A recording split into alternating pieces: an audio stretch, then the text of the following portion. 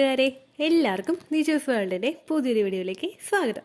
എല്ലാവരും സുഖമായിട്ടിരിക്കുന്നെന്ന് വിശ്വസിക്കുന്നു. ഞങ്ങളിവിടെ സുഖമായിട്ടിരിക്കുകയാണ്.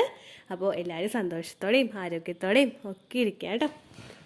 മഴക്കാലത്ത് ഏറ്റവും കൂടുതൽ നമുക്ക് ഉണ്ടാകാൻ സാധ്യതയുള്ള കുറച്ച് പ്രഗ്നൻസി ലക്ഷണത്തിനെ പറ്റിയിട്ടാണ് ഇന്നത്തെ വീഡിയോയിൽ സംസാരിക്കുന്നത്. എല്ലാ സ്ഥലത്തും നമ്മുടെ ഈ കേരളത്തിൽ ഇപ്പോൾ മഴ തകർത്ത് പെയ്തുകൊണ്ടിരിക്കുകയാണ്. നമ്മുടെ പ്രഗ്നൻസി ലക്ഷണങ്ങൾ ഉണ്ടാവുന്നതിനും അതുപോലെ നിങ്ങൾക്ക് മറ്റേതെങ്കിലും മാറ്റങ്ങൾ ശരീരത്തിൽ ഉണ്ടാവുന്നതിനും ഒരു ഫാക്ടർ എന്ന് പറയുന്നത് നമ്മുടെ ക്ലൈമറ്റ് ആണ്. ക്ലൈമറ്റിൽ പെട്ടെന്നുണ്ടാവുന്ന പല വ്യത്യാസങ്ങളും പല സ്ത്രീകൾക്കും ഭയങ്കരമായിട്ട് അഫക്ട് ചെയ്യാറുണ്ട്. അവരുടെ പീരിയഡ്സിൽ അഫക്ട് ചെയ്യും, അവർക്ക് മൂഡ് സ്വിങ്സ് ഉണ്ടാകുന്നതിന് കാരണമാകും. അങ്ങനെ ക്ലൈമറ്റ് എല്ലായ്പ്പോഴും സ്ത്രീകൾക്ക് ആ ഒരു ഫെർട്ടിലിറ്റിയിൽ ഇമ്പോർട്ടന്റ് ആയിട്ടുള്ള ഒരു ഫാക്ടറാണ്. അതുപോലെ തന്നെ സീസണിൽ വരുന്ന ചേഞ്ചസും പ്രഗ്നൻസിയിൽ ഉണ്ടാവുന്ന മാറ്റങ്ങളുമായിട്ട് വളരെയധികം ബന്ധമുണ്ട്. അങ്ങനെ നമ്മുടെ റെയിനി സീസണിൽ ഏറ്റവും കൂടുതൽ ഉണ്ടാവാൻ സാധ്യതയുള്ള പ്രഗ്നൻസി ലക്ഷണങ്ങൾ എന്തൊക്കെയാണെന്ന് നമുക്ക് നോക്കാം. വീഡിയോ നമുക്ക് സ്റ്റാർട്ട് ചെയ്യാം കേട്ടോ. ഏറ്റവും ആദ്യത്തെ ലക്ഷണം എന്ന് പറയുന്നത് തലവേദനയാണ്. തലവേദന നമുക്ക് കൂടുതലായിട്ടും പ്രഗ്നൻസി സമയത്ത് ഉണ്ടാവാറുണ്ട്. നമ്മുടെ ആ ഒരു ബ്ലഡ് സർക്കുലേഷൻ കൂടുന്നതിന്റെ ഭാഗമായിട്ടാണ് ഏറ്റവും കൂടുതൽ നമുക്ക് തലവേദന ഉണ്ടാവുന്നത്. ബ്ലഡ് സർക്കുലേഷൻ നമുക്ക് പ്രഗ്നന്റ് ആകുന്ന സമയത്ത് നോർമലി എത്രത്തോളമാണോ ഉണ്ടായത് അതിനേക്കാളും കൂടുതലായിട്ട് ഉണ്ടാവാനായിട്ട് പ്രഗ്നൻസി സമയങ്ങളിൽ ചാൻസ് ഉണ്ട്. ഇതിന്റെ ഭാഗമായിട്ട് ആ വെയിൻസ് ഒക്കെ ഒന്ന് വലുതാവുമ്പോൾ നിങ്ങൾക്ക് ഈ ബുദ്ധിമുട്ട് ഉണ്ടാകുമെന്ന് ഓൾറെഡി നമ്മുടെ വീഡിയോസിൽ പറഞ്ഞിട്ടുണ്ട്. അതുപോലെ തന്നെ പെട്ടെന്നുണ്ടാവുന്ന ഹോർമോൺ ചേഞ്ചസും ഒക്കെ കൊണ്ടാണ് ഇത്തരത്തിൽ നിങ്ങൾക്ക് തലവേദന അനുഭവപ്പെടുന്നത്. എന്നാൽ ഇവിടെ നമുക്ക് ഒരു റെയിനി സീസണിൽ ഈ ഒരു തലവേദന ഉണ്ടാവാനായിട്ട് മറ്റൊരു കാരണം കൂടിയുണ്ട്. പ്രഗ്നന്റ് ആകുന്ന സമയത്ത് നമ്മളിപ്പോൾ റെയിനി സീസണിലാണ് നമ്മൾ പ്രഗ്നന്റ് ആകുന്നതെങ്കിൽ നമ്മൾ കുടിക്കുന്ന വെള്ളത്തിന്റെ അളവ് ഭയങ്കരമായിട്ടും കുറവായിരിക്കും. നമുക്ക് ദാഹം ഉണ്ടാവില്ല, അല്ലെങ്കിൽ നമുക്ക് വേർപ്പ് കൂടുതലായിട്ട് ഉണ്ടാവില്ല. നമ്മൾ ഒരുപാട് ജോലികൾ ചെയ്താലും മഴക്കാലം ആയതുകൊണ്ട് നമുക്ക് അങ്ങനെ ക്ഷീണം ഉണ്ടാവില്ല. അതിന്റെ ഭാഗമായിട്ട് നമുക്ക് വെള്ളം കുടിക്കുന്നതിന്റെ റിക്വയർമെന്റ് ഭയങ്കരമായിട്ടും കുറവായിരിക്കും. ഇതിന്റെ ഭാഗമായിട്ട് നിങ്ങൾക്ക് ഡീഹൈഡ്രേഷൻ ഉണ്ടാവാനായിട്ടും ചാൻസ് ഉണ്ട്. അങ്ങനെ ഉണ്ടാവുന്നതിന്റെ ഭാഗമായിട്ട് നിങ്ങൾക്ക് തലവേദന പ്രഗ്നൻസി സമയത്ത് റെയിനി സീസണിൽ കൂടുതലായിട്ടും അനുഭവപ്പെടാനായിട്ട് ചാൻസ് ഉണ്ട് കേട്ടോ. രണ്ടാമത്തേതെന്ന് പറയുന്നത് നോഷിയ, അല്ലെങ്കിൽ നമുക്ക് വോമിറ്റിംഗ് ചെയ്യാനായിട്ടുള്ള ടെൻഡൻസീസ് കൂടുക. നമുക്ക് ഡീഹൈഡ്രേഷൻ ഉണ്ടാവുന്ന സമയത്ത് ഈ ഒരു ബുദ്ധിമുട്ട് ഭയങ്കരമായിട്ടും അനുഭവപ്പെടാനായിട്ട് ചാൻസ് ഉണ്ട്. ഓൾറെഡി നമ്മളിൽ ഉണ്ടാകുന്ന ഹോർമോണൽ ചേഞ്ചസ് അതിനൊരു കാരണമാണ്. അതിനോടൊപ്പം തന്നെ ഈ ഒരു ക്ലൈമറ്റ് ചേഞ്ച് കൂടി നമ്മളിലോട്ട് വരുമ്പോഴേക്കും ഈ ഡീഹൈഡ്രേഷൻ കൂടി കൂടി വന്നു കഴിഞ്ഞാൽ നിങ്ങൾക്ക് ഇത്തരത്തിൽ ആ വോമിറ്റ് ചെയ്യാനായിട്ട് പലപ്പോഴും ബുദ്ധിമുട്ടുകൾ ഉണ്ടാവാം കേട്ടോ. അടുത്തൊരു ബുദ്ധിമുട്ടെന്ന് പറയുന്നത് തളർച്ചയും ക്ഷീണവുമാണ്.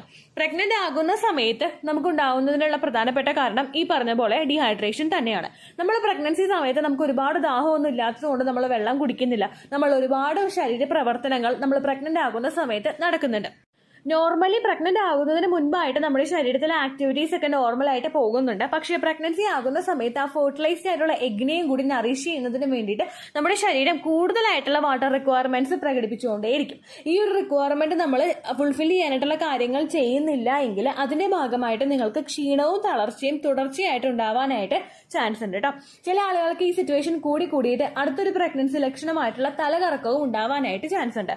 പ്രഗ്നൻസി ലക്ഷണമായിട്ട് പലർക്കും ഉണ്ടാകുന്ന ഒന്ന് തന്നെയാണ് ഈ തലകറക്കം എന്ന് പറയുന്നത്. പക്ഷേ ഇത് ഈ ഒരു നമുക്ക് വെള്ളത്തിന്റെ റിക്വയർമെന്റ് ശരീരത്തിൽ കുറയുന്നതിനനുസരിച്ചിട്ട് നിങ്ങൾക്ക് കൂടി പോകാനായിട്ടും ചാൻസ് ഉണ്ട് കേട്ടോ. അടുത്തൊരു അസ്വസ്ഥത എന്ന് പറയുന്നത് കുറച്ച് വെള്ളം വരെ മഴക്കാലത്ത് നമ്മൾ കുടിക്കുകയാണെങ്കിൽ പോലും നമുക്കുണ്ടാവുന്ന ഒരു പ്രഗ്നൻസി ലക്ഷണമാണ് ഫ്രീക്വന്റ് യൂറിനേഷൻ എന്ന് പറയുന്നത്. മഴക്കാലം അല്ലെങ്കിലും ആണെങ്കിലും ഫ്രീക്വന്റ് യൂറിനേഷൻ പലർക്കും പ്രഗ്നൻസി ലക്ഷണമായിട്ട് ഉണ്ടാവാറുണ്ട്. ശരീരത്തിലെ കിഡ്നിയും അതുപോലെ മറ്റു ഓർഗൻസും ഒക്കെ ഭയങ്കരമായിട്ട് വർക്ക് ചെയ്യുന്നത് കൊണ്ടാണ് ഇത്തരത്തിൽ നിങ്ങൾക്ക് ഫ്രീക്വന്റ് യൂറിനേഷൻ ഉണ്ടാവുന്നതും ശരീരത്തിലെ മറ്റു പല മാറ്റങ്ങളും ഒക്കെ അനുഭവപ്പെടുന്നത് കേട്ടോ.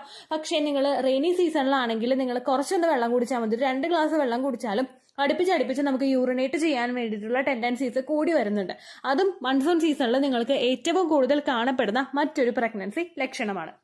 അടുത്തൊരു അസ്വസ്ഥത എന്ന് പറയുന്നത് കോൺസ്റ്റിപ്പേഷൻ ആണ്. കോൺസ്റ്റിപ്പേഷൻ എന്ന് പറയുന്നത് നമുക്ക് മോഷൻ പോകാനായിട്ട് ബുദ്ധിമുട്ട്. മോഷൻ പോകാനായിട്ട് പ്രൊജസ്ട്രോൺ ഹോർമോൺ ശരീരത്തിൽ കൂടുന്നതിന്റെ ഭാഗമായിട്ടും ഡൈജഷൻ ശരീരത്തിൽ കുറയുന്നതിന്റെ ഭാഗമായിട്ടും നിങ്ങൾക്ക് ഉണ്ടാകും. അതുപോലെ തന്നെ വാട്ടർ റിക്വയർമെന്റ്സ് ശരീരത്തിൽ കുറയുന്നത് കൊണ്ടും നിങ്ങൾക്ക് കോൺസ്റ്റിപ്പേഷൻ ഉണ്ടാവാനായിട്ട് ചാൻസ് ഉണ്ട്.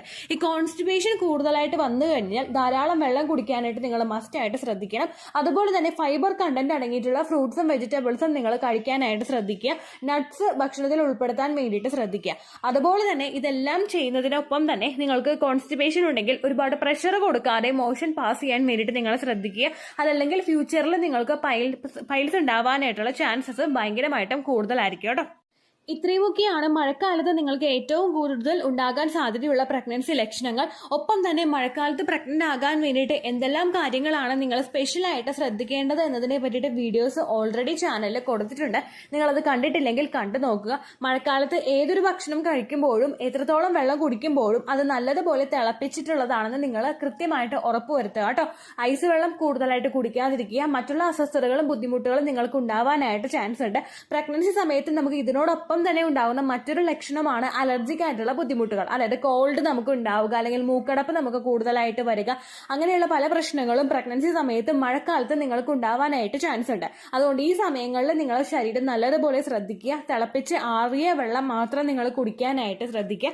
അതുപോലെ പഴങ്ങളാണെങ്കിലും കൂടുതൽ പഴുത്ത പഴങ്ങൾ നിങ്ങൾ കഴിക്കുക, അതല്ലാതെ പാതി പഴുത്ത പഴങ്ങൾ കഴിക്കാതിരിക്കുക. അതുപോലെ വെജിറ്റബിൾസ് ആണെങ്കിലും ഫുള്ളായിട്ട് കുക്ക് ചെയ്തത് മാത്രം നിങ്ങൾ ഉപയോഗിക്കുക. സാലഡ് ആയിട്ടാണെങ്കിലും വേവിക്കാത്ത പച്ചക്കറികൾ നിങ്ങൾ ഉപയോഗിക്കാതിരിക്കാനായിട്ടും പ്രത്യേകം ശ്രദ്ധിക്കുക.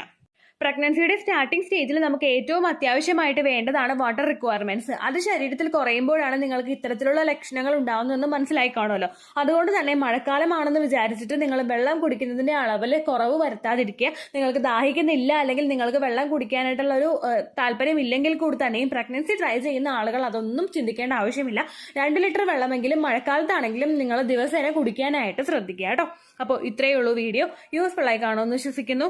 ഈ ലക്ഷണങ്ങൾ കാണുന്നുണ്ടെങ്കിലും കാണുന്നില്ലെങ്കിലും നിങ്ങൾ ശരീരം നല്ലതുപോലെ ശ്രദ്ധിക്കുക കേട്ടോ. കാരണം ഒരുപാട് ആളുകൾക്ക് യാതൊരു തരത്തിലുള്ള പ്രഗ്നൻസി ലക്ഷണവും ഇല്ലാതെയും പ്രഗ്നൻസി പോസിറ്റീവ് ആകുന്നവരുണ്ട്. സീസൺ പോലും നിങ്ങൾ നോക്കേണ്ട ആവശ്യമില്ല. അതുപോലെ തന്നെ എക്സ്പെക്ടഡ് പീരിയഡ് ഡേറ്റിൽ നിങ്ങൾ ബ്ലീഡിംഗ് വരുന്നുണ്ടോ എന്ന് നോക്കുക. ഒരുപാട് ആളുകൾക്ക് എക്സ്പെക്ടഡ് പീരിയഡ് ഡേറ്റിൽ ലൈറ്റ് ആയിട്ടുള്ള സ്പോട്ടിംഗ് ഉണ്ടായതിനു ശേഷവും ചിലപ്പോൾ ഒരു ദിവസമൊക്കെ കൃത്യമായിട്ട് ബ്ലീഡിംഗ് ഉണ്ടായതിനു ശേഷവും പ്രഗ്നൻസി ടെസ്റ്റ് ചെയ്ത് നോക്കിയിട്ട് പോസിറ്റീവ് ആകുന്നുണ്ട്. അതുപോലെ തന്നെ ഒരുപാട് ആളുകൾക്ക് പീരിയഡ് ഡേറ്റിന് മുൻപായിട്ട് ബ്ലീഡിംഗ് വന്നതിന് ശേഷവും പ്രഗ്നൻസി ടെസ്റ്റ് ചെയ്ത് നോക്കുമ്പോൾ പോസിറ്റീവ് ആകുന്നുണ്ട്. പണ്ടത്തെ സിറ്റുവേഷനിലൊക്കെ ഇംപ്ലാന്റേഷൻ ബ്ലീഡിംഗ് ഒരു അര ദിവസം വരെയൊക്കെയായിരുന്നു നമുക്ക് ഉണ്ടായിക്കൊണ്ടിരുന്നത്. പക്ഷെ ഇപ്പോൾ എന്ന് പറയുന്നത് 2 days അല്ലെങ്കിൽ ഒരു 3 days ചില ആളുകൾക്ക് കണ്ടിന്യൂസ് ആയിട്ട് സ്പോട്ടിങ്ങോ അല്ലെങ്കിൽ ബ്ലീഡിങ്ങോ അനുഭവപ്പെടുന്നുണ്ട്. എന്നിട്ട് പ്രഗ്നൻസി ടെസ്റ്റ് ചെയ്ത് നോക്കുമ്പോഴും പോസിറ്റീവ് റിസൾട്ട് കിട്ടുന്ന ഒരുപാട് പേരുണ്ട്. അപ്പോൾ നിങ്ങൾ ശ്രദ്ധിക്കേണ്ട കാര്യം എക്സ്പെക്ടഡ് പീരിയഡ് ഡേറ്റിൽ ബ്ലീഡിംഗ് വരുന്നുണ്ടോ എന്ന് നോക്കുക. ആ ബ്ലീഡിങ് പ്രീവിയസ് മന്തിനെയൊക്കെ അപേക്ഷിച്ച് നിങ്ങൾക്ക് വളരെയധികം കുറവാണെങ്കിൽ ആ സമയത്ത് നിങ്ങൾ പ്രഗ്നൻസി ടെസ്റ്റ് ചെയ്ത് നോക്കണം. അങ്ങനെ നിങ്ങൾ ടെസ്റ്റ് ചെയ്ത് നോക്കിയിട്ടും റിസൾട്ട് കിട്ടുന്നത് നെഗറ്റീവ് ആണെങ്കിൽ നിങ്ങൾ ഡോക്ടറെ പോയി കാണണം. കാരണം നമ്മൾ ഇതുപോലെ തന്നെ രക്തത്തിന്റെ അളവ് ശരീരത്തിൽ കുറയുന്നത് കൊണ്ടും നിങ്ങൾക്ക് ബ്ലീഡിങ് കുറയാനായിട്ട് ചാൻസ് ഉണ്ട് കേട്ടോ. അപ്പോൾ എന്തെങ്കിലും സംശയം ഉണ്ടെങ്കിൽ നിങ്ങൾ കമൻസിൽ ചോദിക്കുക. പണ്ടത്തെ വീഡിയോയ്ക്ക് കമൻസ് ഇടുന്നവർക്ക് റിപ്ലൈ ലഭിക്കുന്നില്ലെങ്കിൽ ലേറ്റസ്റ്റ് ആയിട്ട് ഞാൻ ഏത് വീഡിയോ ആണ് അപ്ലോഡ് ചെയ്യുന്നത് അതിന് താഴെ കമന്റ് ഒന്ന് കോപ്പി പേസ്റ്റ് ചെയ്യാനായിട്ട് ശ്രദ്ധിക്കുക കേട്ടോ. അതുപോലെ ഓവുലേഷൻ ഡേറ്റ് കാൽക്കുലേറ്റ് ചെയ്ത് തരാനായിട്ട് റിക്വസ്റ്റ് ചെയ്യുന്ന ആളുകൾ എത്രയാണോ സൈക്കിൾ ലെങ്ത് അത് മെൻഷൻ ചെയ്യാനായിട്ട് പ്രത്യേകം ശ്രദ്ധിക്കുക. സൈക്കിൾ ലെങ്ത് എന്നതുകൊണ്ട് ഉദ്ദേശിച്ചത് ഓരോ മാസവും എത്ര ദിവസം കൂടുമ്പോഴാണോ ബ്ലീഡിങ് വരുന്നത് അതാണ് നിങ്ങളുടെ സൈക്കിൾ ലെങ്ത്. കഴിഞ്ഞ മാസം ഒരു 5-ാം തീയതിയാണ് ബ്ലീഡിങ് വന്നതെങ്കിൽ ഈ മാസം 8-ാം തീയതിയാണ് ബ്ലീഡിംഗ് ആയതെങ്കിൽ 5-ാം തീയതി മുതൽ 8-ാം തീയതി വരെ എത്ര ദിവസമുണ്ടോ അത് കാലണ്ടറിൽ എണ്ണി തിട്ടപ്പെടുത്തി പറയുന്നതാണ് നിങ്ങളുടെ സൈക്കിൾ ലെങ്ത്. ഒപ്പം നിങ്ങൾ ശ്രദ്ധിക്കുക, എപ്പോഴും ബ്ലീഡിംഗ് തുടങ്ങിയ ദിവസത്തിനെ വേണം നിങ്ങൾ ഡേ 1 ആയിട്ട് എടുക്കാൻ വേണ്ടിയിട്ട്. ചില ആളുകൾക്ക് ബ്ലീഡിംഗ് തുടങ്ങുന്നതിന് 2 ദിവസമൊക്കെ മുന്നോടിയായിട്ട് ചെറുതായിട്ട് സ്പോട്ടിംഗ് ഉണ്ടാവാറുണ്ട്. ലെഫ്റ്റ് ഓവർ ആയിട്ടുള്ള ബ്ലഡ് ആയിരിക്കും ചിലപ്പോൾ നിങ്ങൾക്ക് അതിൽ പോകുന്നത്. അതിനെ നിങ്ങൾ കൺസിഡർ ചെയ്യേണ്ട ആവശ്യമില്ല. എപ്പോഴാണ് ചോര പോയി തുടങ്ങിയത് ആ ദിവസത്തിനെ മാത്രം നിങ്ങൾ ഡേ 1 ആയിട്ട് കൺസിഡർ ചെയ്താൽ മതിയായിരിക്കും കേട്ടോ. അപ്പോൾ ഇത്രയേ ഉള്ളൂ വീഡിയോ. അടുത്തൊരു വീഡിയോ ആയിട്ട് നമുക്ക് വീണ്ടും കാണാം. ബൈ.